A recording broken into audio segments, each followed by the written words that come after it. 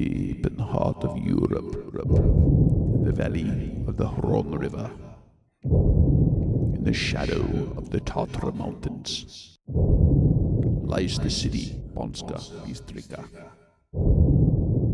In that city was forged a pistol of such value and quality that it has shaken the markets. Actually, it has not been that much known yet here in the United States. Hey, this is Rex. This is a review on a pistol a lot of you guys might have not noticed at your gun stores yet. Amazing to me. It's an incredible value. I think you guys are going to be pleasantly surprised to see how well this thing performed and the great value that it presents.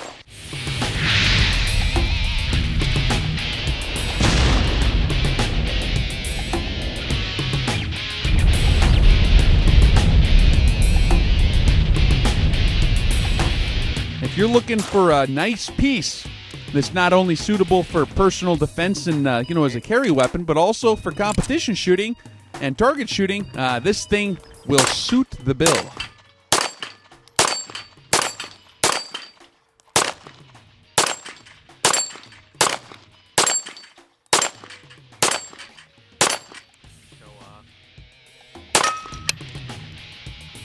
The Grand Power P1 is a 9mm Luger.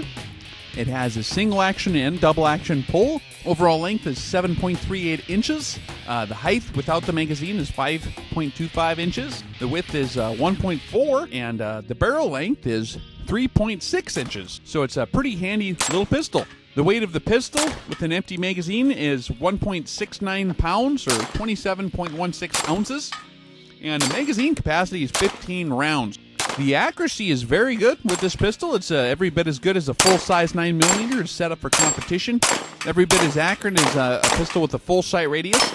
There are different accessories available for these pistols. However, we just did the test in its original configuration out of the box. We did a test with about 900 rounds of ammo. We mainly used Federal bulk pack stuff, 100-round value pack, shooting 115 grain full metal jacket round nose bullets. Did really good. We shot a little bit of Winchester, a little bit of Black Hills out of it, and we had no hang-ups at all with any of the ammunition. Flawless reliability. So let's take a look at this thing on the tabletop. All right. What do we have here? Well, this is kind of a different setup here. This is a Grand Power P1. This is the more compact version of the K100. This is made in Slovakia. Not to be confused with the Czech Republic. Back when I was in grade school, they had Czechoslovakia. Slovakia is the eastern half of the former Czechoslovakia. The Czech Republic's a different country just immediately to the west of Slovakia. This is south of Poland, north of Hungary, and west of Ukraine. Little country in the middle, in the heart of Europe. Lots of castles. I love Slovakia, great country. It's one of the things that compelled me to try this thing out. I really like Slovakia. I was excited when I heard they were making pistols, and they're kind of well known for their manufacturing talent.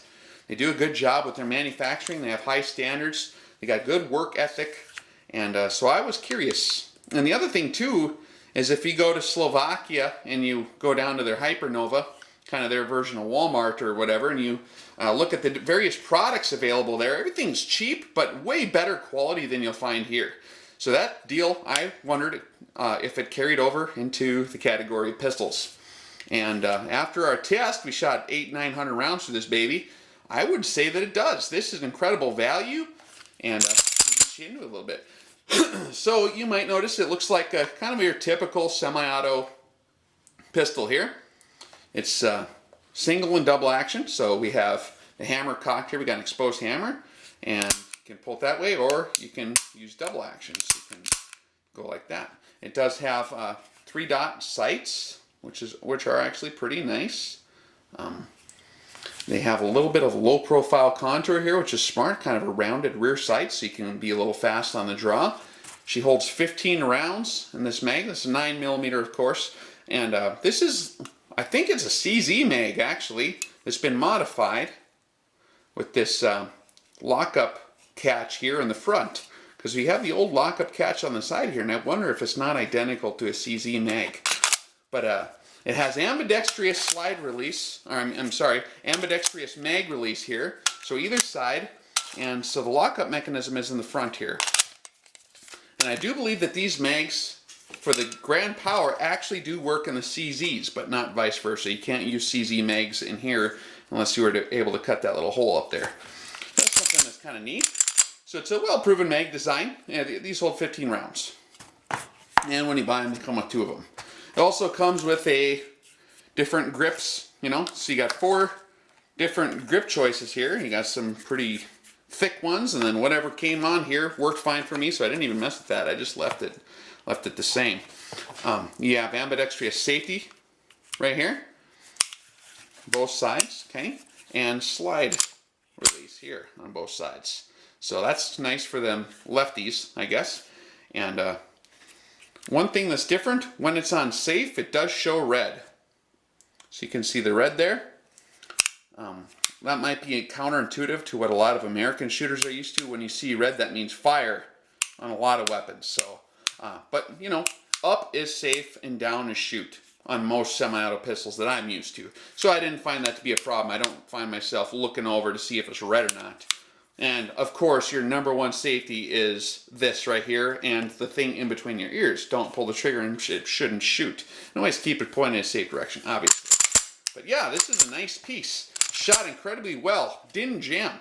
One thing you might be noticing here is it's got a different lockup. Okay? So it's got a rotating barrel. Well, what's up with that deal? That's kind of different, huh? Well, there are a couple handgun designs that utilize that mechanism, but it is different than your standard conventional lockup. This is the HK USP here, okay? And on most semi-auto pistols, the barrel just drops straight down to unlock. See? See how she's dropping down? I like to use like a 1911. Kind of the same story. They just drop. This guy has a rotating barrel. Kind of weird. So one thing I should probably show you too is let's go ahead and take a look at the takedown on this Grand Power P1, because it is a little different than what you might be used to. Okay, let's get this stuff out of the way here. So for those of you who are vaguely familiar with the M14, M1 Garand, or even a Mini 14, there's the trigger guard is involved with the takedown. You got to kind of pry it out and down. Okay, now on this one it's the opposite. On those rifles, it's in the back, but on this one you got to pull out on the front, and I'll show you how this works. Just make sure your hammer's back, ain't loaded, don't got your mag in there, whatever, right? Okay. Now what we're going to do is we're going to pull out and down on the front. We're going to pry it out. See, watch this carefully. See that? Now I'm going to pull it back, and then I'm going to lift up on the back. So the back lift up, slide her forward, and there we go. We have our barrel. And you can see the part where it cams, rotating barrel, right? This really nice chrome barrel here, it looks like. Maybe it's a stainless, but it's real smooth, really highly polished. And it was easy to wipe down. Pretty thick construction, really well made. And the way it fits in this slide here is real tight, real nice. Very nicely made, good tolerances. I was impressed with that. And then we have our recoil spring. Kind of a flat spring design. They're color coded. I do think they have different ones that you can get. They have like competition models and stuff. Guys like to change the spring tensions. This spring rod guide here is fixed in there. Okay, in the frame. Now this frame, you know, when you're looking at it from the outside, oh, you say it's all polymer. Well, actually, if you look at it more closely, it is steel. So on the inside here, we have a steel frame. So all your places where the slide and the guide rails are here, that's all steel. So it's very stout and well built, but it does have the polymer frame on the outside. So I guess you could call that like a steel reinforced polymer frame, or however you want to say that. But yeah, you can clean her out like so. Wipe this down. I didn't even have to use any solvent to clean this off. I just wiped it off with my finger and it came right off. That's a nice thing about nice polished smooth metal when it's well made like that. And then you can do this. And when we did our test, we didn't oil anything, so I never even put a drop of oil on this yet. But we'll show you how to get back together. Now this is a tricky part. You may swear and say naughty words if you don't do this right, because you're going to not get it together very easily. So we have where it cams here. See this part right here? That needs to go this way, okay? So we'll slide that in like so. Put that in, okay? Then we want it seated, but we want it actuated in such a way, you gotta rotate it a little bit like this until it can slide forward. Because there's other angles where it ain't gonna, it's stuck, see? Now it's stuck, but if you get it situated just right, now it'll slide forward, okay? So we'll just put that thing all the way forward. That's gonna save you a lot of headache, okay? Now we got our spring, we'll just put her on there like so. Now what we're gonna do is kind of the reverse of what we did to get it apart. I'm just gonna put her together like this. So I get my spring up in here, and I'm gonna get it all the way back, and then I'm gonna snap the back down once we're in there, okay? So let's go down, there it is. Simple as that. And then, of course, make sure this is snapped up. Make sure it's not still down, but the trigger guard is snapped up. He's ready to rock and roll. And it does have nice contours. He was quite the artist, that guy, when he designed this. So I think it looks nice, you know, for a nice pistol. Serrations are very effective. They are a little bit sharp with the machining being so exact. I don't know if they could have brushed that down or if that would have made it not look as nice, but a little bit sharp. You might even cut yourself a little bit, maybe, if you got a delicate skin or something, I suppose. But nice weapon. Excellent trigger pull. I see your single action trigger pull is about,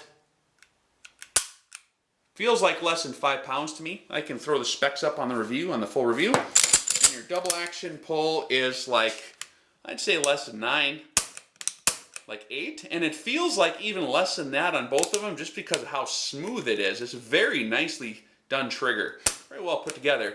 So for those fans who are, they're kind of partial to well-made handguns that feel nice, and you can tell are machined nice, this thing is going to suit your fancy just fine. And for the price tag of under 400 bucks that I got this for, it's an incredible deal. Zero hang-up, zero failure to feed, failure to extract, didn't have any problems with that. One thing that a guy might want to mention, I suppose, is, let me find that mag. So like, if you have your slide back, you can, because of the nature of the angles on this slide catch and how it's caught, you can kind of get this thing to slam shut sometimes just by wiggling it. We did have a loaded mag on the range. The slide was back like this, and I stuck it in, and then I had to do something, so I just thought I'd lay it down with the slide open, and it closed. So just be advised, you know, normal firearm safety type stuff that you know, every pistol's different in how the angles and the contours are, and this is so highly polished and smooth that I think that it did that. So, but it didn't cause any malfunctions of any kind. And if you've got a brain between your ears, you should be fine safety-wise. Just don't point it at anything it shouldn't get pointed at, and don't put your finger on the trigger till she's ready to go. But I say this is an incredible value. And if I was going to carry a handgun, which I will not carry a handgun or even own a semi-auto pistol like this that jams. If it hangs up once in 1,000 rounds, I put it on the red flag list, and I will watch that thing like a hawk. And if I even suspect that it's something is going on to reduce its reliability, I'll just get rid of it, and I don't like it. So I used to have a lot of handguns. I shot a ton of them. I used to like affordable handguns, so I used to get a bunch of them, but I got rid of them all because they kind of suck for reliability. This thing is incredible. It's really well made. It didn't hang up. So I almost got 1,000 through it and zero problems so far, so it's looking very promising to me. It was for that reason a long time ago I went to just carrying a Glock, even though I hate Glocks so much. They're just so awesome. They just shoot. They don't give any mechanical difficulties. So, but if you like a nice, refined, well-made pistol for cheap, and I'm talking like $400 range, somewhere in there, maybe a little more, maybe a little less, depending on where you shop around, this critter is a win. So I was pleasantly surprised with that, I'll tell you. All right, we'll catch you around.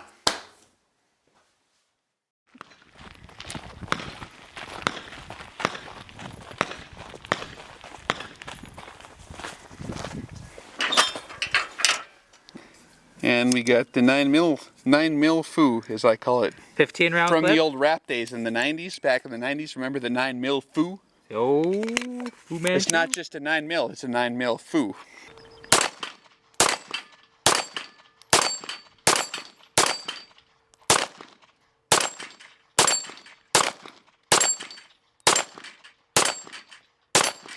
Show off.